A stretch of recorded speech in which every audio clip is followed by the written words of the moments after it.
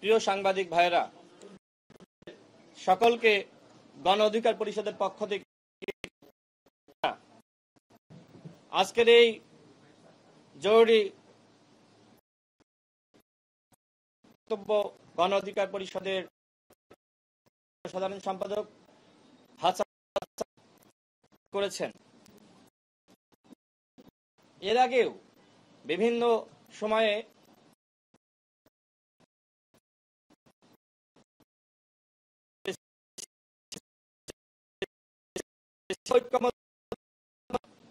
দীর্ঘ 9 মাস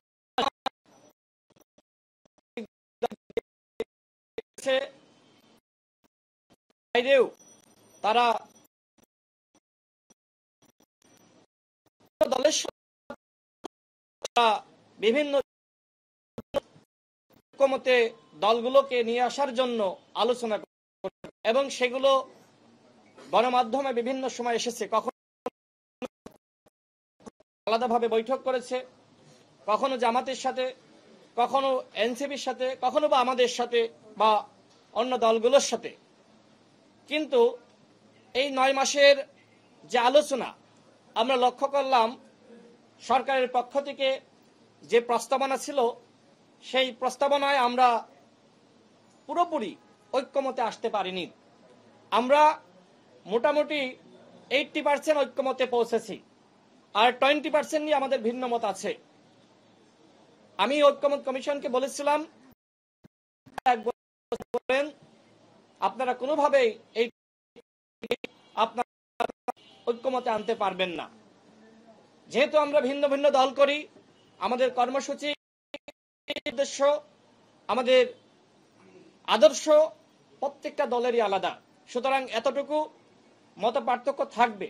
তবে সরকার বা ঐক্যমত কমিশন যে জায়গায় সেটি হলো, যখন এই কমিশনগুলো গঠিত হয়েছিল, এই কমিশনের পক্ষ প্রত্যেকটা দলকে আহ্বান করা হয়েছিল আমরা যাতে আমাদের ঐক্যমত কমিশনের কাছে আমরা প্রত্যেকটা দল আমরা ঐক্যমত কমিশনের কাছে বা বিভিন্ন কমিশনের কাছে আমরা সরকার যদি এই যে দলগুলোর মধ্যে কতটুকু মিল রয়েছে সেই মিলের আলোকে তারা শুরু থেকে সংস্কার শুরু করত, তাহলে আজকে এই প্রশ্ন তৈরি হতো না। আমরা লক্ষ্য করছি নির্বাচনের সময় ঘনিয়ে এসেছে, কিন্তু এখনো পর্যন্ত আমরা দৃশ্যমান কোনো সংস্কার আমরা দেখছি না। আমরা লক্ষ্য করছি বরং এই প্রশাসনে, গোয়েন্দা সংস্থায়, বিভিন্ন বাহিনীতে, এমনকি উপদেষ্টা পরিষদে আওয়ামী লীগের প্রতি প্রেম রয়েছে, সেই মানুষগুলো আজকে পরিচালনা করছে। এইটা তো আসলে গণঅভ্যুত্থান পরবর্তী সরকারের কাছে আমাদের প্রত্যাশা ছিল না।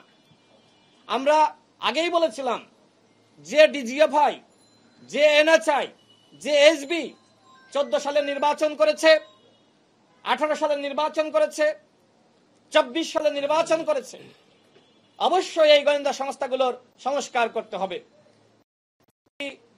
সাংবাদিক ভাইয়েরা এখনো পর্যন্ত শুনেছেন কোন ব্যবস্থা গ্রহণ করা হয়েছে? হয়তো হাতে গোনা 2-1 জন, কিন্তু অধিকাংশ ওই হাসিনার আমলের, হাসিনাকে তুষ্টকারী গোয়েন্দা সংস্থার কর্মকর্তারা এখনো পর্যন্ত স্বপদে বহাল রয়েছে।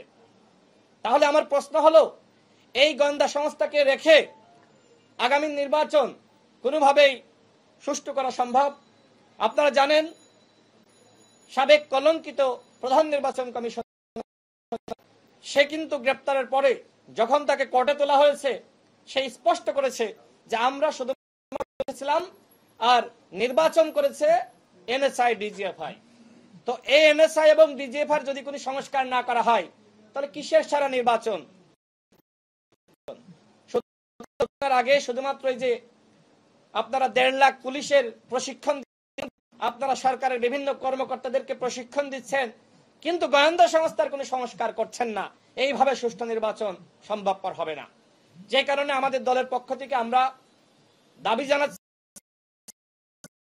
অবশ্যই এই 3টা গোয়েন্দা সংস্থার সংস্কার করতে হবে।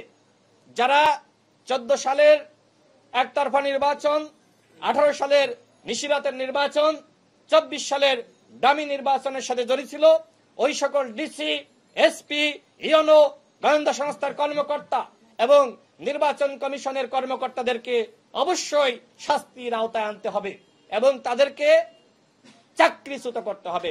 অন্যথায় ওই আওয়ামী আমলের কর্মকর্তাদেরকে স্বপদে বহাল রেখে কোনোভাবেই ইতিহাসের সেরা নির্বাচন জাতিকে উপহার দেওয়া যাবে না। সাংবাদিক ভাইয়েরা, প্রিয় দেশবাসী, আপনারা জানেন জাতীয় জুলাই সনদে অধিকাংশ রাজনৈতিক দল স্বাক্ষর করেছে। আমাদের দলের পক্ষ থেকে আমরা স্বাক্ষর করেছি এবং দুই একটি দল তারা স্বাক্ষর করে নাই। তবে ঐক্যমত্য কমিশনের সাথে আলোচনা চলছে। আমরা আশাবাদী এই দলগুলোও তারা হটকারিতার তারাও জুলাই জাতীয় সনদে স্বাক্ষর করবে। এই সনদে স্বাক্ষর করা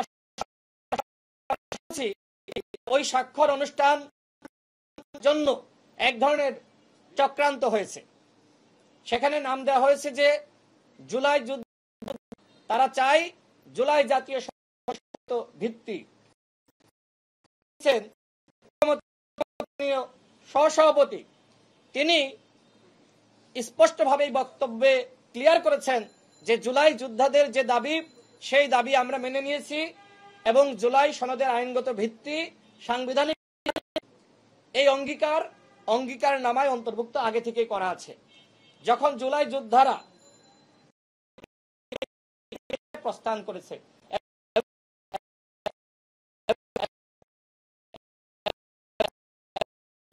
তারা পুলিশের গাড়িতে আগুন দিয়েছে, তো জুলাই যোদ্ধারা তো এইভাবে পরিবেশ ঘোলাটে করে তাদের দাবি আদায়। আমি সরকার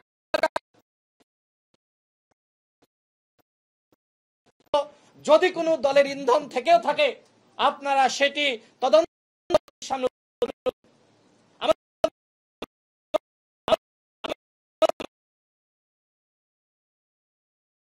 আছে, কিন্তু বানচাল করার অধিকার কারণ নাই। সুতরাং কারা এই স্বাক্ষর অনুষ্ঠান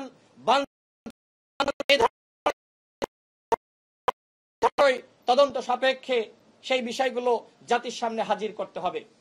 আমরা মনে করি প্রকৃত হোক, তারা সেটি চায়নি এবং তারা ওই অনুষ্ঠান, বরং মনে করি একটি চক্র যারা নির্বাচন বিভিন্ন করছে।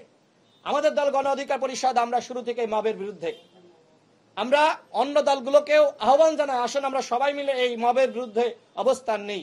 প্রিয় সাংবাদিক ভাইরা, এখন নির্বাচন সামনে রেখে আমরা দেখছি যে বিভিন্ন জায়গায় অগ্নিসংযোগ। আমরা আমাদের দলের পক্ষ থেকে ঠিক এই জায়গায় প্রেস ব্রিফিং করে আমি অসংখ্যবার বলেছি যে নির্বাচন যত ঘনিয়ে আসবে ওই পতিত স্বৈরাচারের দোসররা যারা এখনো পর্যন্ত সচিবালয়ে রয়েছে, পুলিশে রয়েছে, বিভিন্ন গোয়েন্দা সংস্থা রয়েছে, বাহিনীতে রয়েছে, ওই হাসিনার দোসররা কিন্তু নির্বাচন ঘনিয়ে আসার সাথে সাথে নির্বাচন বানচাল করার জন্য তারা এই অগ্নিসংযোগের খেলায় লিপ্ত হবে। এবং এর ধারাবাহিকতা আমরা দেখলাম যে মিরপুরে অগ্নিসংযোগ, বিমানবন্দরে অগ্নিসংযোগ। আমার প্রশ্ন হলো কেন 26 ঘন্টা লাগলো? কেন ফায়ার সার্ভিসকে যত সময়ে সেখানে ঢুকতে দেওয়া হলো না? এই যে হাজার হাজার কোটি টাকা ক্ষতি হলো, এর মাধ্যমে কি রাষ্ট্র উপকৃত হয়েছে? আমি মনে করি বিমানবন্দরে যে ধরনের ঘটনা ঘটেছে এটি ষড়যন্ত্রের অংশ। পতিত স্বৈরাচারের দোসররা রাষ্ট্রকে আনস্টেবল করার জন্য এই ধরনের চক্রান্তে লিপ্ত হয়েছে। চট্টগ্রামে আগুন লাগছে, এদিকে দেশের বিভিন্ন জায়গায় ধারাবাহিক আগুন, এগুলো ষড়যন্ত্রের অংশ। সুতরাং সরকারকে বলবো এই পতিত স্বৈরাচারের দোসরদেরকে চিহ্নিত করুন। পর এক আগুনের ঘটনা, এইগুলো কোনো স্বাভাবিক ঘটনা নয়। আমরা এটিও শুনেছি নির্বাচন যত ঘনিয়ে আসবে বিভিন্ন প্রার্থীদেরকে হত্যা করার বা তাদের উপর হামলা করার চক্রান্তে লিপ্ত হবে। আওয়ামী লীগ নির্বাচন যত ঘনিয়ে আসবে গুপ্ত হত্যায় লিপ্ত হবে। সুতরাং এই আওয়ামী লীগকে নির্মূল করতে হবে। সাংবাদিক ভাইয়েরা, আপনারা দেখেছেন যে যারা 24 সালের দামি নির্বাচনে অংশ নিয়েছে, যারা হাসিনাকে স্বৈরাচার বানিয়েছে, তারাও নাকি আগামী নির্বাচনে অংশগ্রহণ করতে চায়। আমাদের স্পষ্ট কথা, আগামী নির্বাচনে আওয়ামী লীগ জাতীয় পার্টি 14 দল অংশগ্রহণ করতে পারবে না। ঠিক। এবং যারা আওয়ামী লীগের পদে ছিল তাদের অনেকে দেখছি বিভিন্ন জায়গায় তারা বক্তব্য দিচ্ছে তারা আগামী নির্বাচনে অংশ নেবে। আমি এই প্রতীত স্বৈরাচারের দোসরদেরকে হুঁশিয়ারি উচ্চারণ করে বলছি, আগামী নির্বাচনে ডামি মামি স্বতন্ত্র কোনোভাবেই নামে বেনামে আওয়ামী লীগের দোসররা এবং আওয়ামী লীগের নেতাকর্মীরা অংশগ্রহণ করতে পারবে না। নিষিদ্ধ করা হয়েছে। আমার প্রশ্ন হলো, এখনো পর্যন্ত আওয়ামী লীগের দোসর, জাতীয় পার্টি এবং 14 দলের সাংগঠনিক কার্যক্রম কেন নিষিদ্ধ ঘোষণা করা হচ্ছে না? তারা নির্বাচনে অংশ নেবে, আর আমরা কি ললিপপ খাবো? কোনোভাবেই না। গণ অধিকার পরিষদের স্পষ্ট ঘোষণা, আগামী নির্বাচনে ডামি মামি স্বতন্ত্র নামে বেনামে কোন নামে আওয়ামী লীগ, জাতীয় পার্টি এবং 14 দল অংশগ্রহণ করতে পারবে না, এবং আওয়ামী লীগের মতন করে 14 দল এবং জাতীয় পার্টিকে নিষিদ্ধ করতে হবে। আমার সর্বশেষ বক্তব্য হলো, নির্বাচন নিয়ে যে চক্রান্ত শুরু হয়েছে, এই চক্রান্ত যদি সফল হয় তাহলে দেশ ধ্বংস হয়ে যাবে। আমাদের দলের সিনিয়র যুগ্ম সাধারণ সম্পাদক হাসান আল মামুন যেটি স্পষ্ট করেছে, যেহেতু জুলাই জাতীয় সনদে আমরা অধিকাংশ দল স্বাক্ষর করেছি, আরো কয়েকটি দল তারা স্বাক্ষর করবে। আমরা গতকাল দেখলাম গণফোরামও স্বাক্ষর করেছে। যেহেতু জুলাই জাতীয় সনদ নিয়ে যে ধরনের অনিশ্চয়তা ছিল, সেই অনিশ্চয়তা কেটে গিয়েছে। এখন আমাদের দাবি হলো, অবশ্যই আপনারা যে অঙ্গীকার করেছিলেন জুলাই জাতীয় সনদের আইনগত ভিত্তি দিবেন এবং সাংবিধানিক স্বীকৃতি দিবেন, তার অংশ হিসেবে অনতিবিলম্বে জুলাই জাতীয় সনদ বাস্তবায়ন আদেশ জারি করতে হবে। এটি ডক্টর মোহাম্মদ ইউনূস স্যারের ওয়াদা ছিল। আমি ডক্টর মোহাম্মদ ইউনূস স্যারের উদ্দেশ্যে বলতে চাই, আপনার এই অঙ্গীকারগুলো যেটি আপনি জাতির সামনে করেছেন জুলাই জাতীয় সনদের আইনগত ভিত্তি দেওয়ার মাধ্যমে, সেই অঙ্গীকারের বাস্তবায়ন করেন। বিএনপি, জামাত, গণ অধিকার পরিষদ, এনসিপি, ইসলামী আন্দোলন বাংলাদেশ, প্রত্যেকটা দল আমরা যারা ঐক্যমত কমিশনের আলোচনায় অংশ নিয়েছি, আমরা সবাই জুলাই জাতীয় সনদের আইনগত ভিত্তির বিষয়ে আমরা ঐক্যমতে এসেছি। সুতরাং কোথাও কোনো বাধা নাই। সুতরাং যেহেতু বিতর্ক সৃষ্টি হয়েছে, আপনারা অনতিবিলম্বে জুলাই জাতীয় সনদ বাস্তবায়ন আদেশ জারি করেন। এবং আমাদের দল মনে করে, নির্বাচন নিয়ে যদি অনিশ্চয়তা সৃষ্টি হয়, একের পর এক অগ্নিসংযোগ, বিভিন্ন জায়গায় মব জাস্টিসের নামে এক ধরনের পরিবেশ আনস্টেবল করার চক্রান্ত চলছে। সুতরাং নির্বাচন যত বিলম্বিত হবে চক্রান্ত তত বাড়বে। এই কারণে আমাদের দলের পক্ষ থেকে আমরা দাবি জানাচ্ছি, আগামী জানুয়ারি মাসে নির্বাচন অনুষ্ঠিত করতে হবে। যেহেতু অনিশ্চয়তা কেটে গিয়েছে জুলাই জাতীয় সনদ নিয়ে, জানুয়ারি মাসে নির্বাচন হলে কোনো সমস্যা হবে না। সরকারকে আহ্বান জানাই, আগামী জানুয়ারি মাসেই আপনারা জাতিকে একটি সুষ্ঠু নির্বাচন উপহার দেন। দল গণ অধিকার পরিষদ আমরা ইতিমধ্যে 50টি আসন ঘোষণা করেছি। আমরা আরো 100টি আসনে আমরা প্রার্থী ঘোষণা করব এবং জানুয়ারি মাসে সরকারকে নির্বাচন অনুষ্ঠিত করার আহ্বান জানাচ্ছি। যদি আপনাদের কোনো প্রশ্ন না থাকে আমাদের আলোচনা বা আজকের এই আরেকটি বিষয়, প্রিয় সাংবাদিক ভাইরা, আপনারা জানেন আমাদের শিক্ষকরা যারা এমপিওভুক্ত শিক্ষক, সেই শিক্ষক সমাজের প্রতিনিধিরা তারা 1 সপ্তাহের অধিক সময় ধরে শহীদ মিনারে আন্দোলন করছে। সেই আন্দোলনে আমাদের দল গণ অধিকার পরিষদের পক্ষ থেকে আমরা সংহতি জানিয়েছি। আমরা সরকারকে আহ্বান জানিয়েছি, অবশ্যই এই শিক্ষকদের দাবি মেনে নিতে হবে। এই শিক্ষকরা দুর্নীতি করে না, তারা সমাজের সেরা মানুষ। সুতরাং আজকের এই সাংবাদিক সম্মেলন থেকে এমপিওভুক্ত শিক্ষকদের যে দাবি, সেই দাবি মেনে নেওয়ার জন্য সরকারের কাছে আমরা বিনীত আহ্বান করছি।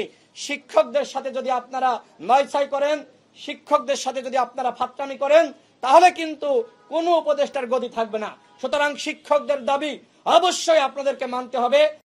আপনারা কিভাবে, তারা শহীদ মিনারে এই খোলা আকাশের নিচে ঘুমাচ্ছে, এত কষ্ট করছে, এই যে শিক্ষা উপদেষ্টা, আপনি তো শিক্ষক ছিলেন, ঢাকা বিশ্ববিদ্যালয়ের শিক্ষক। সুতরাং এই শিক্ষকদের কষ্ট আপনি কেন অনুধাবন করতে পারছেন না? তাদের দাবি কি? তারা বলছে মূল বেতনের 20% বাড়ি ভাড়া দিতে হবে। অযৌক্তিক কোনো দাবি নয়। এবং তারা 1500 টাকা মেডিকেল সাপোর্টের দাবি জানিয়েছে। যারা কর্মচারী কর্মকর্তা রয়েছে তাদের মূল বেতনের 75% উৎসব ভাতার দাবি জানিয়েছে। এই দাবির প্রতি গণ অধিকার পরিষদের সম্পূর্ণ সংহতি রয়েছে। সরকারকে আমরা হুঁশিয়ারি উচ্চারণ করছি, যদি আপনারা না মেনে নেন, এই শিক্ষকদের সাথে নিয়ে আমরা যমুনা এবং সচিবালয় ঘেরাও করব। ধন্যবাদ।